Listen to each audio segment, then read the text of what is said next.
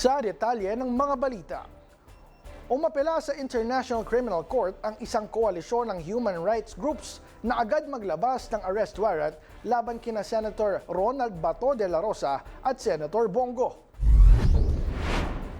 Ito ang hiling ng International Coalition for Human Rights in the Philippines o ICHRP matapos matukoy ng ICC ang dalawang senador bilang co-perpetrators sa war on drugs ni dating Pangulong Rodrigo Duterte.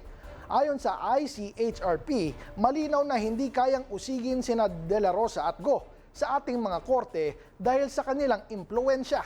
Binalaan din nila na maaaring maapektuhan ng ebidensya at mga testigo kung mananatiling malaya ang mga pinangalanan.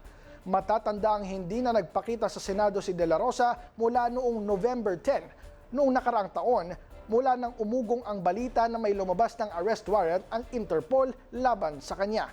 Sa inilabas na dokumento ng prosekusyon, kabilang din sa mga pinangalanan sina dating PNP Chiefs Oscar Albayalde, Camilo Cascolan at dating PNP Chief Vicente Danao, dating Justice Secretary Vitaliano Aguirre II, dating NBI Director Dante Geran at dating PDEA Chief Isidro La Peña.